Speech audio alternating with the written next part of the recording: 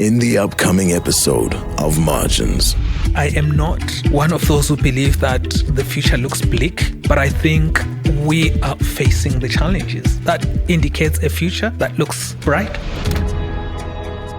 Hello and welcome to the Margins podcast, where we push the boundaries of social exclusion through dialogue.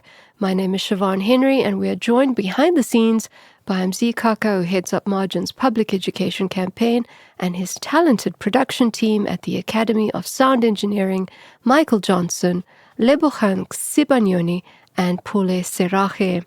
Today we will be exploring how the kasi, or informal economy, is contributing to building the economy from the bottom up, and we are privileged to be joined by our very special guest, Mr. Busani Moyo.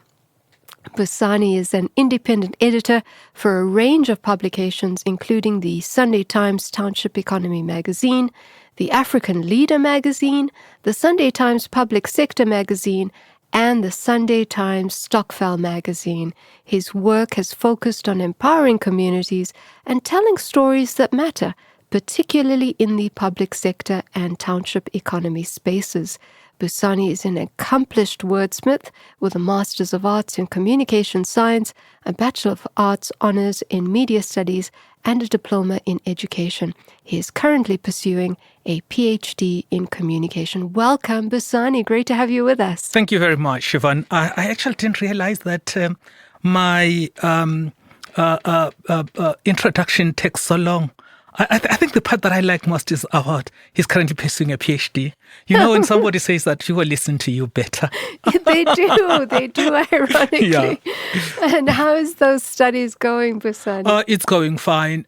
It's a baptism of fire because with so much work that needs to be done, a PhD, I think a PhD needs to be done full time, especially when you look at the expectations of supervisors. Mm-hmm. But then you still have to do work, you still have to live your life, and you still have to do a PhD. But again, I think that is what the challenge is about, when you walk out on the other end to say, I've done it, and feel proud of yourself. So it's a challenge that I'm taking head on. I'm glad to hear that, and I love baptism of fire. I think that's that's what it feels like. Description of doing That's a what PhD. it feels like. So Busani, in addition to all your accomplishments, the PhD excluded, you've written quite extensively on township economic activities and initiatives, and why the space has thrived as much as it has. Why were you drawn to this particular component of the economy? I have written quite extensively indeed, like you say, on the township economy and other aspects that relate to it. So in this case, I am also the editor, like you said, of the Stokvels magazine. I'm also the editor of the Human Rights magazine, and I'm also the editor of the public sector. There is a theme there in those publications. They speak to development, but development from the grassroots. When the contents manager at Picasso Headline asked me, do you want to edit the township? Because the Township Economy was actually the first magazine I edited for Picasso Headline. And she said, would you like to edit the Township Economy magazine? I said, yes, I would. Because that's something that I'd always wanted to talk to. And then when I did well in the Township Economy magazine, she asked me to edit the Stokvels and the public sector and the human rights. What draws me to this area is, you did say when you introduced me that I'm drawn to telling stories that uplift communities. Journalism doesn't suffer a shortage of bad news.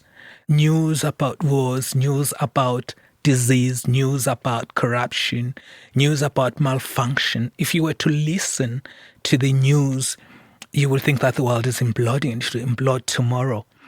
I discovered that at Picasso Headline, they go beyond the noise and begin to speak to the issues of what is working, what is not working, and what could work.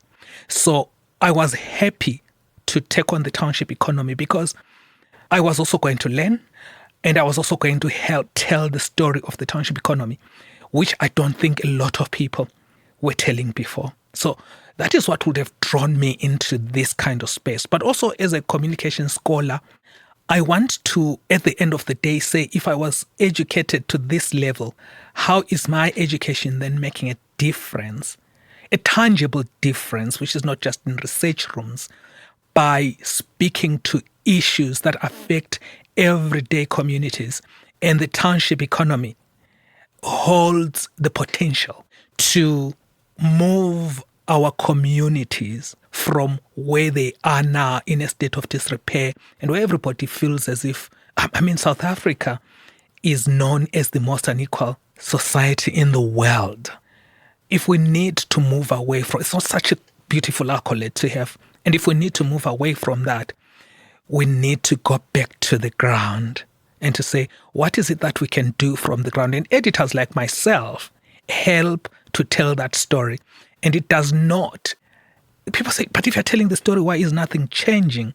It's because things don't change overnight. But something is shifting. No, absolutely. And I think, one of the gems of, your response to this question is the fact that what we're not seeing, and the informal sector has always been notoriously oblivious, I beg your pardon, invisible. Mm-hmm. And our society has been oblivious to the very positive things happening in that sector. If you could, in a nutshell, tell us what is happening in the informal sector and how it's contributing positively to the mainstream economy, what would you say? I can tell you, when I started working with these kinds of publications like your public sector, your Stockfelds, and your township economy magazine, there was a time when I think the township economy, I was thinking about the car wash.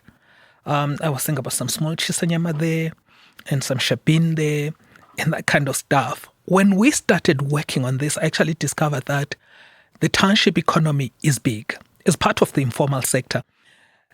The informal sector itself, into which the township economy belongs, contributes 34% to South Africa's GDP. The informal settlement across the world employs about 50% of the workforce. In South Africa, it employs about 60%. Of course, you would understand in a country like South Africa, where unemployment is so stubborn, people will eventually be drawn into the township economy, not because they want to be entrepreneurs most of the times, but because of necessity. With regards to your question as to what is happening in the informal sector, in the township economy, a lot actually. Let's start with the government. So when in our publication last year, I particularly wrote the article on the Gauteng Economic Development Act, which speaks to how the government is going from a legal perspective deal with the township economy. During his State of the Nation address, I think it was in 2022, the Premier of Gauteng, Panyaza Lesufi, introduces the act, and he says that Gauteng is we can no longer simply make our wealth here in Gauteng from gold because those days are gone. But he says there is a new gold, and that is in the township economy. And that realization alone by the government that we need an act that supports the township economy. But what does the act do? The act actually stipulates the percentage of procurement that should come from the government going to the township economy. Whether that is then implemented or not is a story for another day. But at least the government has started recognizing that to correct the imbalances in this country, we will have to go back to the grassroots because the top-down approach has not worked. The top-down approach has sort of kept the economy and the wealth in the same hands where it always was during apartheid. At the moment, the idea is that the government understands that it will have to go back to the townships. It will need to fine-tune what it does. And then there is the private sector. The private sector is doing a lot also. In our last publication of the township economy, I think we refer to MTN. MTN is investing billions in the township to ensure connectivity. And Siobhan, you'll agree with me that connectivity is important. In the era in which we live, it's no longer important just to be a farmer farming is important indeed, but I'm saying that we need to move. If you look at what the services sector in this country is contributing to the GDP, I don't know what it is, but plus it's 60% or whatever. It's 60% or whatever, but the number is huge, indicating that we are shifting towards services. But the good thing about services connected digitally is that people don't have to be at the places where they're working. So a person in Soweto can work for a German company if they're connected with a proper internet connection.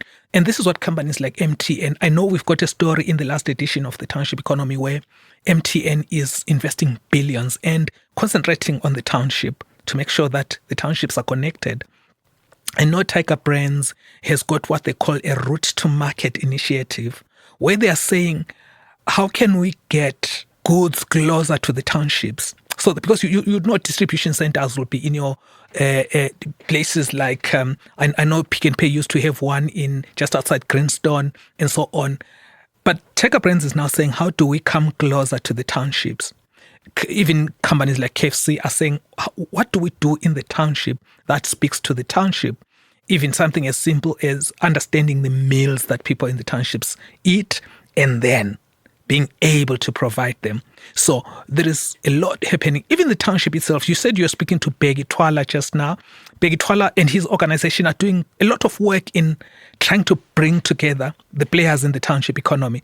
From our research when we did the last edition of the Township Economy, I learned that a lot is actually happening. It's not easy to see, maybe because we are coming from a very low base. But if these activities and initiatives are sustained, we will be able to see the township economy becoming the center, taking center stage where it actually should be.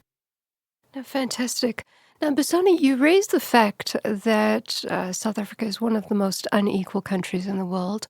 You also raised the fact that our economy has been stubbornly resisting growth. We're growing at under 1% at the moment. Now, we know that the informal sector is worth billions, and it has been growing. If we look at the Stats SA labor surveys, we see a contraction of the formal sector, but growth of the informal sector. And it's a really beautiful story, isn't it? Because with the stagnation and slow growth, also the fact that the mainstream economy has not been inclusive of the majority of people in our country. And you look at all of those challenges, and you look at the informal sector thriving in the midst of those challenges, it really is a organic kind of solution to the exclusion from participation in the mainstream economy. Would you say that the informal sector is the future? Yes. I think one thing I learned in science is that energy changes, but is never lost. You are saying that the formal sector is becoming smaller. Somebody has to close that gap. But the reality that the informal sector is actually growing might actually be an indication of the efforts that are being put in that direction. The informal sector is going to be the future, not necessarily because we want it, but because that is where the situation leads us. Without growth in the formal sector, because we could have a discussion about what the real problems are with the formal sector, whether it has got to do with stringent labor laws, or it's got to do with corruption, or it's got to do with lack of infrastructure.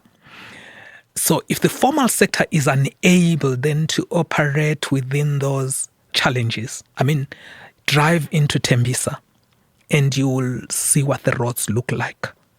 They're terrible. With companies in the formal sector that have a choice want to go there, they probably will not. But the services will still be needed in Tembisa, and somebody has to provide them. And that is probably going to be the informal sector. So the informal sector might actually be inadvertently growing, not necessarily because it's being supported or anything's happening, it's simply filling a gap. But should we be having an informal sector that fills a gap? Maybe we should actually be helping the informal sector to become more resilient, to become stronger by making sure that the accommodations and the infrastructure that is needed where the informal sector operates is actually there. And I think that a part has generally been ignored. We see that a lot in our research when we go into the townships. So most of these publications that we do, that there is a general neglect of the informal sector, or maybe not necessarily the informal sector as it were, because if I said it's a neglect of the informal sector, then it just looks like, it's just a problem for them. It's a general neglect of the marginalized. It sort of marginalizes the people that don't have voices. I spoke to Professor Stephen Fredman from the University of Johannesburg when I was preparing for one of the magazines. I think it must be The Voice. And Stephen Fredman said to me, imagine when there is no power in central Sandton for an hour, the pandemonium. Every news station would have that. But he says there are parts of Johannesburg CBD that go without power for 2 weeks, yes, and nobody says anything. Do you see that those are systemic issues that need to be attended to, where people are ignored as if they were not there because they live in certain places. People who live in the Johannesburg CBD, if the piles of garbage are not collected, it's fine. Then Professor Friedman said to me, imagine that being in the center of Sandton or Rosebank. That would never happen. Why? And those are the questions that we need to come to and answer. No, absolutely. And I think one of the first questions that arises from your response, Busani, is why do we have this bias? Why do we continue to see the informal sector as an undesirable byproduct of, industrialization and those who have been left behind, as opposed to a grouping that is filling this gap, as you say, mm-hmm, and mitigating the impact of unemployment, inequality, and poverty in our country? I think, Siobhan, thinking about this is something I've thought about before, and I've said to myself, why have these inequalities and the blatant disregard for the provision of services actually been allowed to happen? And we cannot, it's easy to put the blame squarely on the doorstep of the government, but I think we are all responsible, including the marginalized, because the marginalized are not just sitting ducks. They have agency, they have the power to change things. They have the power to demand from their representatives what they actually want. They have the power to select representatives that represent what they actually want. The government itself needs to live up to the promises that it makes. So, for instance, I spoke about the Premier of Gauteng talking about the Gauteng Economic Development Act and how it's going to 30%. I think it's 30%. The numbers might not be exact, but I think it's 30% of procurement must happen inside the townships. If 30% of procurement is not happening in the townships and the representatives and the people in the townships are quiet, then they are complicit in their own marginalization. But also from the private sector needs to start to look at the township differently and invest in it differently, because the private sector has got the money, but the private sector has got something also very important, the skills that might be needed by people in the township to thrive.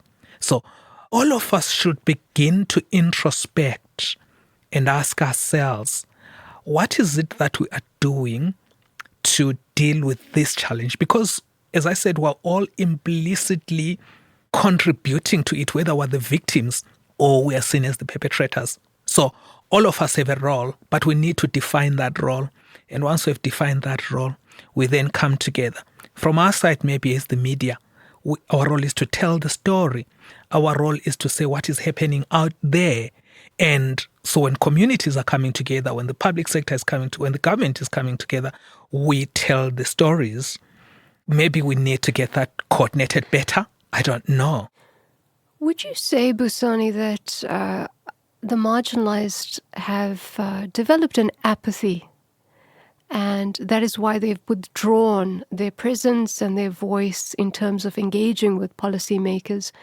I ask the question because, as an observer, I've certainly seen a disproportionate kind of crackdown on the informal sector. The informal sector is very rarely recognized for the positive contribution it makes to our society. But when something goes wrong, government, private sector is quick to criticize and then crack down on the informal sector. And so I can almost appreciate that apathy. But is that a correct and objective view? No. And I think the apathy is there. That is why I say, in my last response to your question, I said, what role are the marginalized playing in their own marginalization? The moment you take and I don't care or we can't help this attitude, I mean, how many people live in the townships? Our research last time when we did the Township Economy Magazine was 11.6 million informal houses, and I think about 5 to 6 million in informal settlements. There is almost 17 million people living in the townships. 17 million is a large number of people. And when those people throw their hands in the air and say, there is nothing that can be done, they're giving in to the system, a system that keeps them marginalized. We are seeing a lot of action, though, happening in that area. You did refer to Beggy too. People like Beggy are doing work there. I did notice, Siobhan, that you guys are also doing some work in that area. I think you guys were at a TVET college a few days ago. There is a lesson that resonated with me from something that was said there around we need to begin to change the way we think.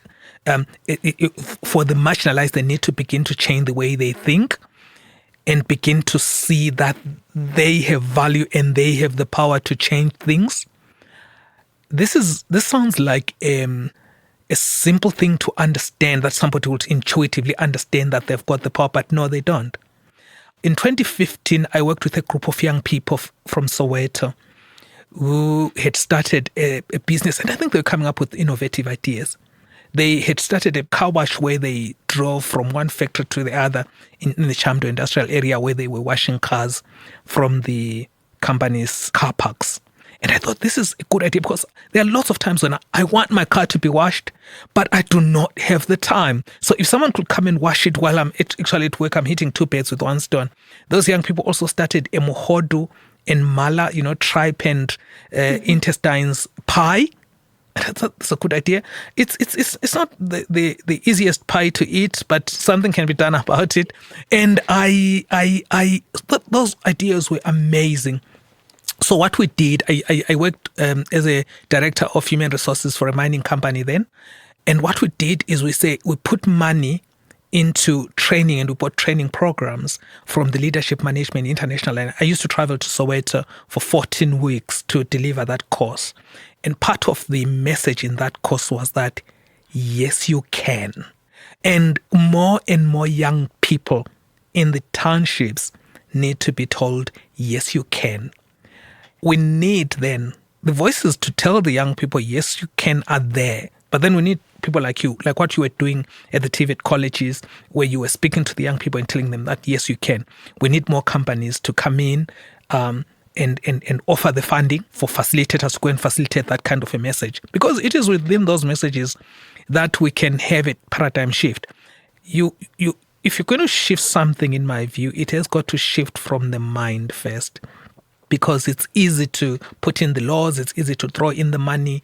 But if the people don't believe in what is happening, then things will not change much, I think. And so the kind of work we're doing when I was at WICO was empowering. I don't know what those young people did, because I think I left the company a year after that. But I'm just glad that they had started moving in that direction. Well, thank you for that reminder, Busani. I think it's fantastic. On Margin's journey, we are finding that our followers, our supporters in the fight against marginalization often remind us of what our mission is. It's Yes. quite humbling. I think, Siobhan, if someone is able to remind you of what your mission is, it is an indication that your mission has meaning and it's resonating. Yes, Yeah.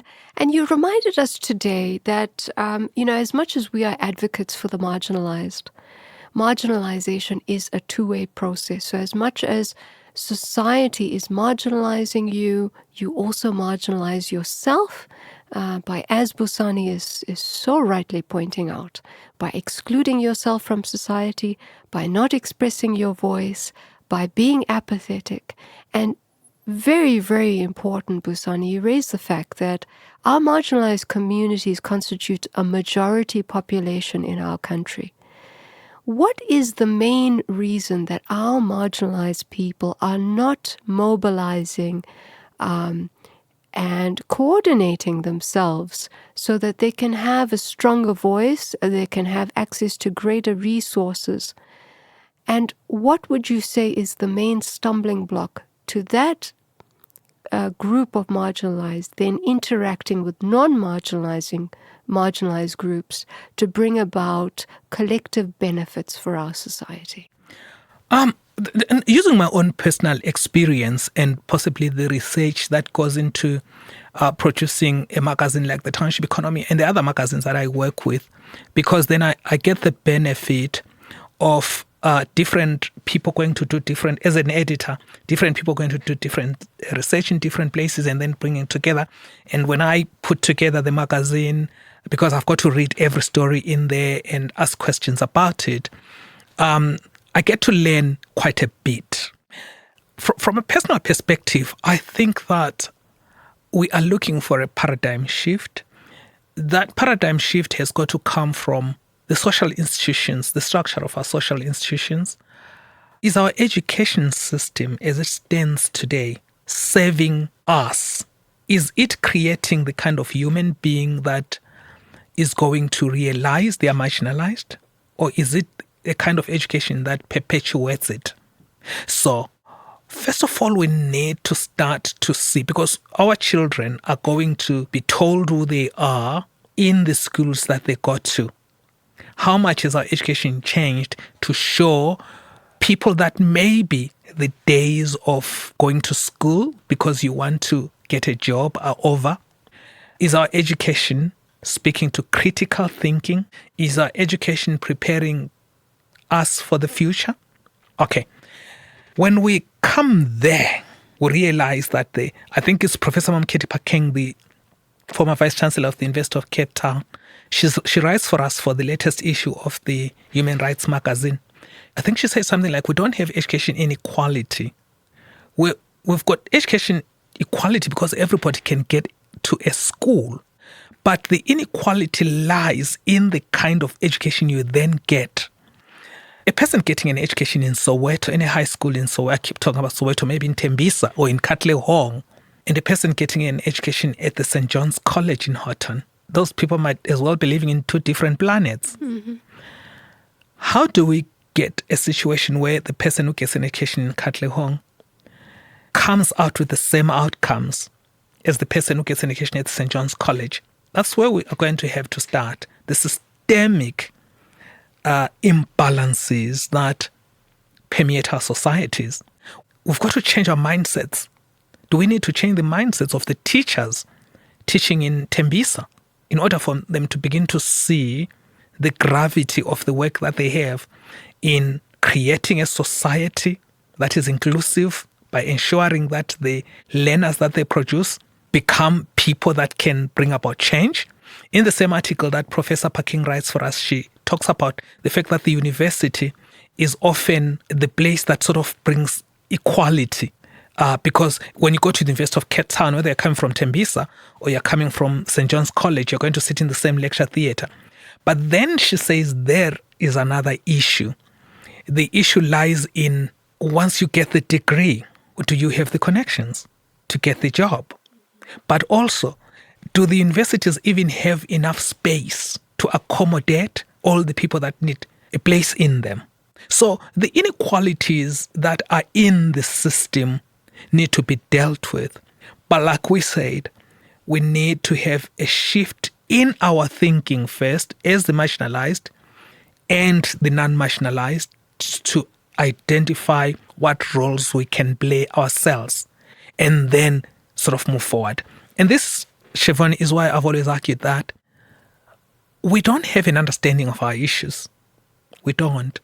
Go to the countries in Europe, the University of Amsterdam. I remember when I thought about doing my PhD, I wanted to go and do it at the University of Amsterdam because at the University of Amsterdam, I would have been paid a salary for doing the PhD. I would have been allowed to teach, which also gives me experience. But that university alone has got 4,500 people doing PhDs that seek to solve the challenges of that country and some of the world challenges. How many people are doing research that speaks to the challenges of the township economy? How many people speak to the challenges of what we really need in order to move this economy forward? I know that the National Research Foundation does a lot of work, but is it enough? Do we have enough research? People say, but the PhD doesn't solve anything. I'm not saying that we should have everybody with a PhD, but I'm saying that we should be able to research and to determine where the problem lies in order for us to find the solution. It's easy for the government to find a stopgap measure that will work tomorrow, a bit of some tap there and a bit of some tap there. But what are the long-term solutions? To a large extent, I think we are seeing some movement in that direction towards long-term solutions, but I think we need to have it coordinated better. And the kind of thinking that you guys are coming up with, it margins push boundaries, like I said, where you're now going out there, is to start the conversation. And I think that conversation is important. Thank you so much, Busani. And I think the comment that you made, which really stays with me, is the fact that the marginalized have to an extent abandoned society. And we need a paradigm shift on that front. We need the marginalized to integrate or reintegrate back into society. And we also need the non-marginalized to take accountability for the society that we live in. So what would your advice be to the people listening today in terms of simple steps that they can take in their daily lives to start this journey on this, in terms of shifting their mindset to one that is more inclusive? I think it's important that you're speaking to what can an ordinary person as an individual do? And maybe that is where we really need to start, to say, what is my role in my own marginalization? Is it apathy? If it's apathy, as we say, and which I agree with, well, of course, I don't have any research to say that people are not involved, but I don't think I need to do research to know that, because the fact that things are so dysfunctional and people just look at them and pass on the side is an indication of our apathy. When we begin to ask ourselves what solutions we would want to have, we then begin to say, what role can I play in becoming part of that solution? So, is the problem related to corruption? Is our dysfunction because of corruption, where people get money to build a town hall or to patch a road and they don't do it? What is my role? Because I also, when I'm walking down the road and I see a policeman who says, why are you driving without a driver's license? I simply take out 200 Rand and give them. When we begin to understand that we can do small things every day to improve our communities, then I think we've started moving in the right direction. Are we throwing away garbage everywhere? Because that's a simple thing. That's something we can, if people stopped throwing away garbage everywhere or urinating everywhere, we would have better spaces. Because for you to then say the government is not providing us with the infrastructure, when the government provides the infrastructure, you know the people that damage the infrastructure, but you just look, and how many robots are not working in, traffic lights are not working in Johannesburg, and surely we know, somebody knows the people that are stealing whatever they are stealing. So it is in understanding that it's not in the big steps that we are going to change. It is in the small, everyday steps, like refusing to be part of corruption, like being able to report people that vandalize infrastructure. Otherwise, when we do not do that, we have failed ourselves in the same way you say we're being apathetic, and we simply have crumbling communities. Those who've got money begin to look for visas to go to Australia and to go to America and to go to the UK.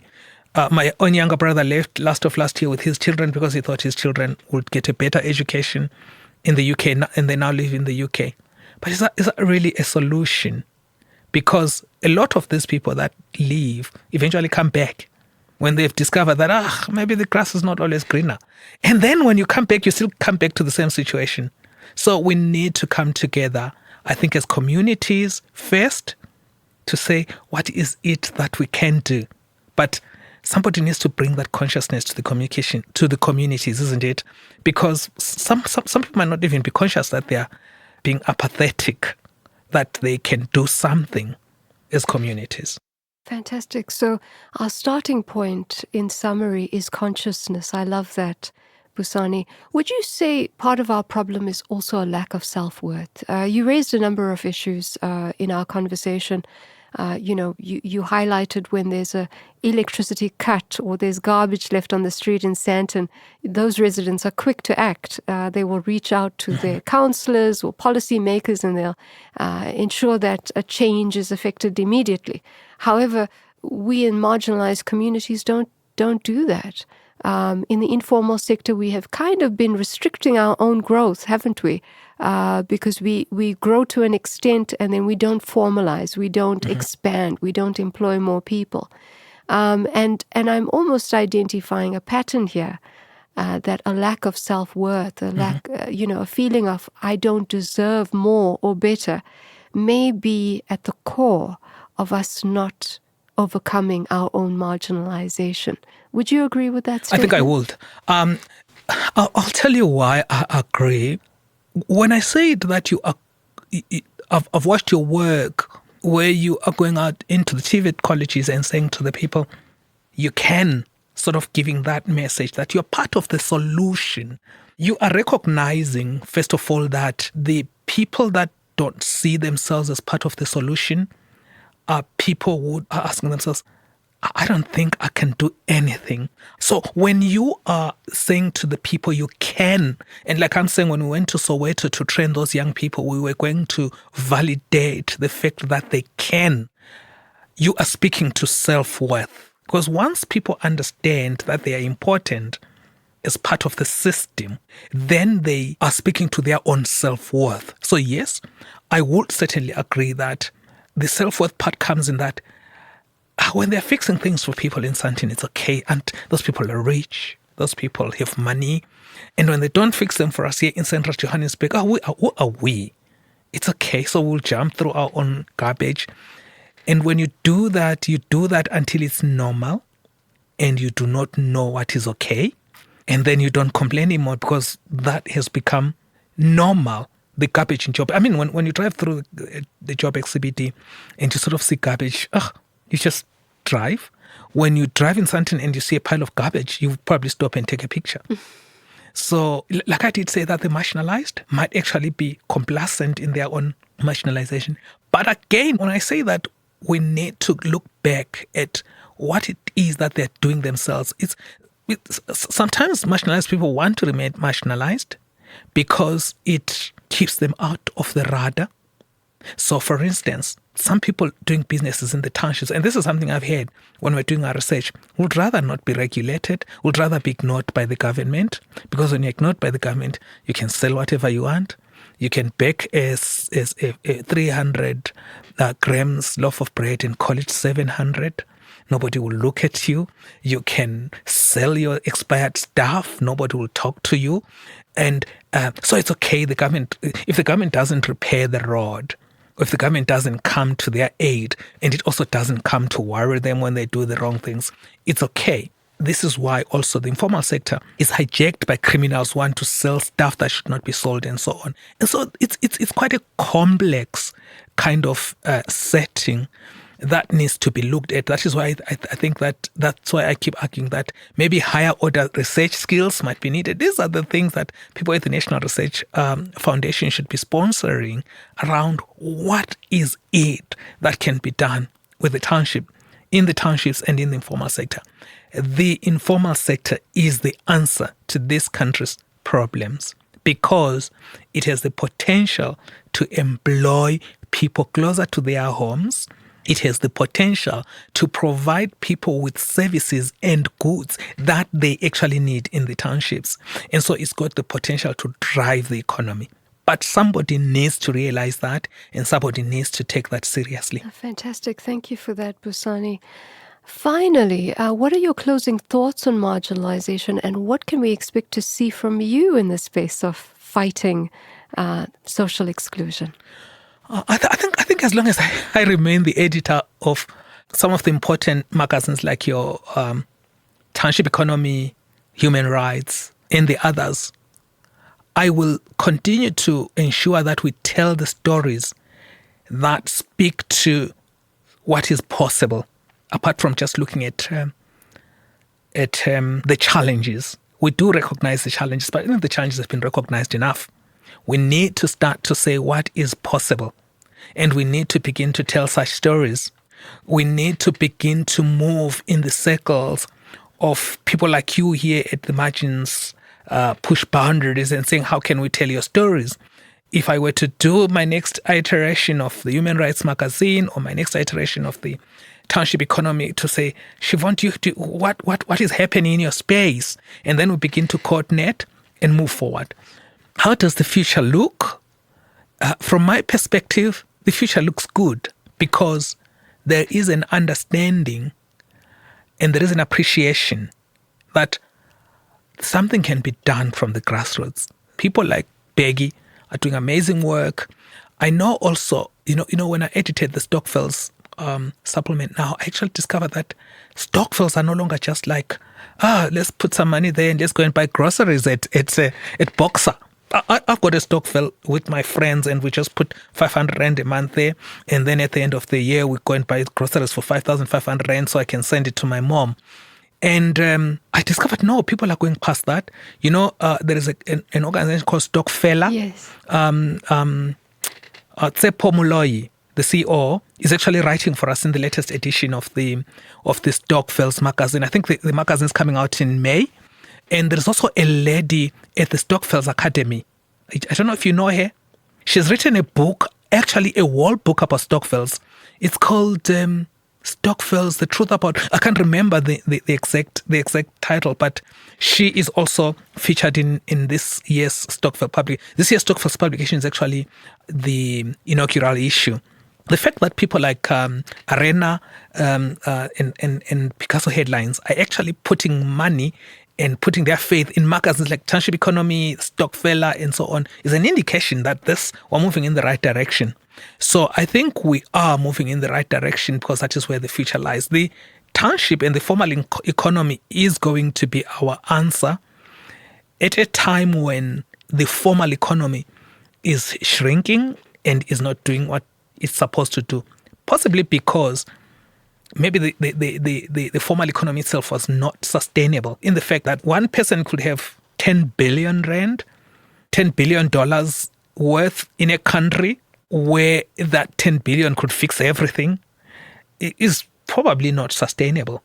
And as the younger people who are exposed to information through new media, as they begin to know and identify the lies and the stories of the past, you go to TikTok today and you realize that, we used to be told this, but it's actually not that.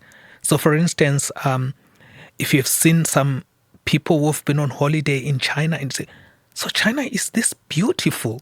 People used to tell us America was the best. And then you look at the train station in America and you look at the train station in Shanghai and you begin to realize that maybe the truth is somewhere. But it's in the digital world that the young people are beginning to be connected. It's easier to connect now.